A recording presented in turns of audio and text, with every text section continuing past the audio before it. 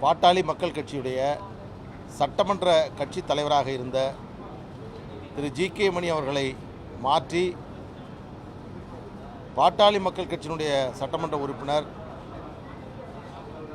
வெங்கடேசன் அவர்களை கட்சியினுடைய சட்டமன்ற குழு தலைவராக நியமனம் செய்து கட்சியின் சட்டமன்ற உறுப்பினர்கள் அனைவரும் ஒன்று கூடி எடுத்த தீர்மானத்தை சபாநாயகரிடமும் சட்டமன்ற செயலாளரிடமும் இதற்கு முன்பாகவே நாங்கள் கொடுத்திருக்கிறோம். பாட்டாளி மக்கள் கட்சியை பொறுத்தவரையில் 5 சட்டமன்ற உறுப்பினர்களை கொண்டிருந்த இக்கட்சி, அதில் சேலம் அருள் பாட்டாளி மக்கள் கட்சியினுடைய அடிப்படை உறுப்பினரிலிருந்து நீக்கப்பட்டிருக்கிறார். அவர் தற்பொழுது பாட்டாளி மக்கள் கட்சியினுடைய சட்டமன்ற உறுப்பினர் அல்ல. மீதமுள்ள 4 சட்டமன்ற உறுப்பினர்களில் 3 பேர் ஒன்றாக சேர்ந்து வெங்கடேசன் அவர்களை தேர்வு செய்து அதற்கான கடிதத்தை செயலாளரிடமும் சபாநாயகரிடமும் வழங்கி அதற்கு பிறகு நடைபெறக்கூடிய முதல் கூட்டத்தொடர் இதில் இன்றைக்கு பாட்டாளி மக்கள் கட்சியினுடைய சட்டமன்ற குழு தலைவராக வெங்கடேசன் அவர்களை சட்டமன்றத்தின் முன் வரிசையில் அமர்த்தி இருக்க வேண்டும். சபாநாயகர் அந்த முடிவை எடுத்திருக்க வேண்டும். ஆனால் இன்றைக்கு அதை அவர் செய்ய தவறினார். அதன் காரணமாக இன்று காலை எங்களுடைய 3 சட்டமன்ற உறுப்பினர்களும் தங்களுடைய எதிர்ப்பை பதிவு செய்யக்கூடிய வகையில் தர்ணா போராட்டத்தில் ஈடுபட்டார்கள். இதைத் தொடர்ந்து எங்களுடைய கட்சியினுடைய தலைவர் மரியாதைக்குரிய திரு அன்புமணி ராமதாஸ் அவர்களுடைய ஆலோசனையின் பேரில் எங்கள் அனைவரையும் சேர்ந்து சபாநாயகர் அவர்களை மீண்டும் ஒரு முறை சந்தித்து இதை நீங்கள் தயங்குவது ஏன்? மெஜாரிட்டியாக இருக்கக்கூடிய 3 உறுப்பினர்களை கொண்ட இந்த குழுவில் தேர்ந்தெடுக்கப்பட்டிருக்கக்கூடிய வெங்கடேசன் அவர்களுக்கு ஏன் இருக்கை ஒதுக்கவில்லை? இது நியாயத்திற்கு எதிரானது. எனவே இதை நீங்கள் உடனடியாக செய்ய வேண்டும் என்று சபாநாயகர் அவர்களை சந்தித்து பேச வேண்டுமா எங்களை அனுப்பினார். சபாநாயகர் அவர்களை சென்று சந்தித்தோம். அரை மணி நேரத்திற்கு மேலாக சபாநாயகரிடம் எங்கள் தரப்பினுடைய நியாயத்தை எடுத்து சொன்னோம். ஏதோ எங்களுக்காக செய்ய வேண்டும் என்பதல்ல. ஒரு கட்சியினுடைய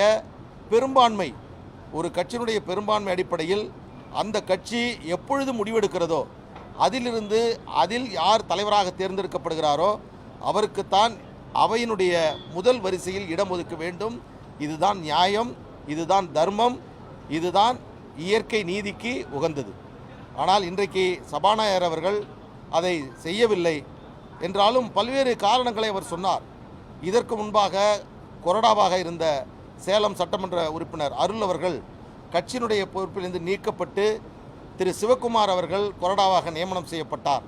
அதற்கான அங்கீகாரத்தை தர வேண்டும் என்று இதற்கு முன்பு சபாநாயகரிடம் நாங்கள் தெரிவித்தோம். ஆனால் அவர் சொன்னார், எங்கள் கட்சியினுடைய சட்டமன்றத்தினுடைய விதியின்படி அரசு கொறடாவிற்கு மட்டும்தான் நாங்கள் நியமனம் செய்கிறோம். அதை தவிர எதிர்க்கட்சிகளுடைய கொறடாக்களுக்கென்று தனி பிரத்யேகமாக எந்த அங்கீகாரமும் சட்டமன்றத்தில் இல்லை என்று அன்றைக்கு சொன்னார். நாங்கள் அந்த நிலையில் அதை ஏற்றுக்கொண்டோம். ஆனால் இன்றைக்கு சபாநாயகர் அவர்கள் ஒரு தலைவர் பொறுப்பு, ஒரு கட்சியினுடைய ஒட்டுமொத்த சட்டமன்ற உறுப்பினரும் தேர்வு செய்யப்பட்டு அந்த முடிவை எடுத்த பிறகும் அதை மாற்ற அவர் தயங்குவது என்பது மிகவும் வருத்தமளிக்கிறது, கவலை அளிக்கிறது. ஜனநாயகத்தை பாதுகாக்க வேண்டும். சட்டமன்றத்தை பொறுத்தவரையில் சபாநாயகருக்கு வானளாவிய அதிகாரம் இருக்கிறது என்பதை நாங்கள் மறுக்கவில்லை. ஆனால் அந்த வானளாவிய அதிகாரம் என்பது விதிகளுக்கு அடிப்படையிலும் சட்டத்தின் அடிப்படையிலும் நியாயத்தின் அடிப்படையிலும் தர்மத்தின் அடிப்படையிலும் கொண்டதாக இருக்க வேண்டும். எனவே நாங்கள் மீண்டும் அழுத்தமாக இன்றைக்கு அவரிடம் சொன்னோம். நாளையை பொறுத்தவரையில் எங்கள் வெங்கடேசன் அவர்களுக்கு முதல் வரிசையில் இருக்கை ஒதுக்கி தர வேண்டும் என்று நாங்கள் அழுத்தமாக இன்றைக்கு சொன்னோம். ஆனால் எங்களுக்கு அந்த விதி இல்லை, இந்த விதி இல்லை, இதெல்லாம் நாங்கள் ஆலோசனை செய்ய வேண்டும் என்று சொன்னார். நீங்கள் எந்த ஆலோசனை வேண்டாலும் இன்று நாள் முழுவதும் எடுத்துக்கொள்ளுங்கள். நாளை எங்களுக்கு இதற்கான ஒரு நல்ல முடிவு வேண்டும் என்று ஒரு அன்பு வேண்டுகோளை எங்கள் தரப்பிலிருந்து எடுத்து வைத்திருக்கிறோம். கடைசியாக அவர் சொன்னார், நீங்கள் இவ்வளவு தூரம் பேசியிருக்கீங்க, உங்கள் தரப்பினுடைய நியாயத்தை சொல்கிறீங்க, 3 சட்டமன்ற உறுப்பினர்கள் இணைந்து கடிதம் கொடுத்துருக்கீங்க, ஒருவர் நீக்கப்பட்டிருக்கிறார்னு சொல்லியிருக்கீங்க. எனவே இது குறித்து அவையின் முன்னவரனுடைய ஆலோசனை பெற்று நான் ஒரு முடிவை எடுக்கிறேன் என்ற ஒரு கருத்தை அவர் தெரிவித்திருக்கிறார். அதையும் உடனடியாக செய்ய வேண்டும். 4 நாள் கூட்டத்தொடர் ஒரு நாள் முடிந்துவிட்டது, இன்னும் 3 நாட்கள் தான் இருக்கிறது. இந்த சட்டமன்ற கூட்டத்தொடரை பொறுத்தவரையில் இன்னொரு சட்டமன்ற கூட்டத்தொடர் தான் இருக்கிறது. எனவே காலம் தாழ்த்தாமல் எங்களுடைய நியாயமான கோரிக்கையை உணர்ந்து எங்களுக்கு இந்த ஒரு நல்ல தீர்ப்பை, நல்ல முடிவை சபாநாயகர் அவர்கள் எடுப்பார்கள் என்று உறுதியாக நம்புகிறோம். தேர்தல் ஆணையம் அன்புமணி ராமதாஸ் அவர்களை அடுத்த ஆண்டு ஆகஸ்ட் மாதம் வரை கட்சியினுடைய தலைவராக அங்கீகரித்திருக்கிறது. பெரும்பான்மையான சட்டமன்ற உறுப்பினர்கள் எங்களோடு இருக்கிறார்கள். கட்சியினுடைய அனைத்து மாவட்ட செயலாளர்கள், நிர்வாகிகள் எங்களோடு இருக்கிறார்கள். கட்சியினுடைய தலைவர், செயலாளர், பொருளாளர், கட்சியினுடைய தலைமை அலுவலகம் இத்தனையும் அன்புமணி ராமதாஸ் அவர்கள் சார்பில் இருக்கக்கூடிய காரணத்தினால் நீங்கள் இதை ஏற்றுக்கொள்ள வேண்டும் என்பதை தெரிவித்திருக்கிறோம். நல்ல முடிவை அவர் எடுப்பார் என்று நாங்கள் நம்புகிறோம். இந்த நேரத்தில் சேலம் சட்டமன்ற உறுப்பினர் அருள் அவர்கள் மிக மிக மோசமாக தரம் தாழ்ந்து வாயில் வந்ததையெல்லாம் பேசலாம் என்ற ஆணவத்தில், அகம்பாவத்தில் அவர் பேசுவது என்பது கடுமையான கண்டனத்திற்குரியது. இதை அருள் நிறுத்தி கொள்ள வேண்டும். அவர் கட்சியிலிருந்து நீக்கப்பட்டவர். எங்கள் கட்சியினுடைய கொடியை பயன்படுத்துவதற்கு அருகதை இல்லாதவர், தகுதி இல்லாதவர், துப்பு இல்லாதவர். அவர் இனி அவருடைய கட்சி கார் வாகனத்தில் கட்சியினுடைய கொடியை அவர் பயன்படுத்தினால் சட்டப்படியான நடவடிக்கையை நாங்கள் மேற்கொள்வோம். நாங்கள் இதற்கு பிறகு தயங்க மாட்டோம். எங்கள் கட்சியை நாங்கள் காப்பாற்ற வேண்டும்.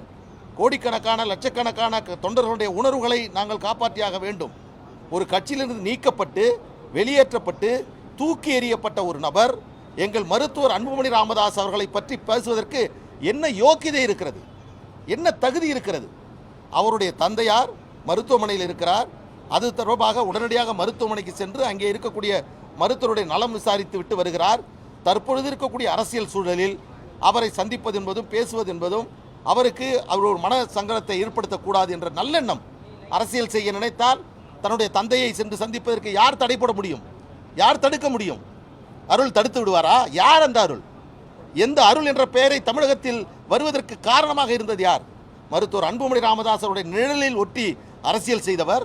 இன்றைக்கு ஐயாவிற்கும் மருத்துவர் அன்புமணி ராமதாஸ் அவர்களுக்கும் இருக்கக்கூடிய அந்த சிறு கருத்து வேறுபாடை பயன்படுத்தி கொண்டு குளிர்காயக்கூடிய வேலையை அருள் அவர்கள் நிறுத்திக் கொள்ள வேண்டும். சேலத்தில் உட்காந்துட்டு பேசுனா, 10 பேரை வச்சுட்டு பேசுனா, வாயில் வந்ததெல்லாம் பேசலாம்னு நினச்சிட்டு பேசுகிறாரு. அதை அருள் நிறுத்திக்கணும். அவர் பாட்டாளி மக்கள் கட்சியினுடைய சட்டமன்ற உறுப்பினர் அல்ல. அவர் சேலம் மேற்கு தொகுதியினுடைய சட்டமன்ற உறுப்பினர். நான் இன்றைக்கு சபாநாயகரிடமும் சொல்லியிருக்கிறேன். இனி வரக்கூடிய பதிவுகளில் சட்டமன்ற பாட்டாளி மக்கள் கட்சியினுடைய சட்டமன்ற உறுப்பினர் என்ற ஒரு அங்கீகாரத்தை அருள் அவர்களுக்கு வழங்கக்கூடாது என்பதையும் இன்றைக்கு நாங்கள் சொல்லியிருக்கிறோம். எனவே இதையெல்லாம் கருத்திலே கொண்டு எதிர்கால அரசியலில் பாட்டாளி மக்கள் கட்சி மிகப்பெரிய ஒரு பலமான ஒரு ஆளும் இயக்கமாக மாற இருக்கக்கூடிய இந்த காலகட்டத்தில் இதையெல்லாம் மனதிலே கொண்டு நீங்கள் நல்ல முடிவை எடுக்க வேண்டும் என்று சபாநாயகரிடம் தெரிவித்திருக்கிறோம். நிச்சயமாக அவர் எடுப்பார் என்று நம்புகிறோம். பிளே ஸ்டோர் மற்றும் ஆப் ஸ்டோரில் இருந்து பாலிமர் செயலியை QR கோடு மூலம் பதிவிறக்கம் செய்யுங்கள். செய்திகளை உடனுக்குடன் பெறுங்கள்.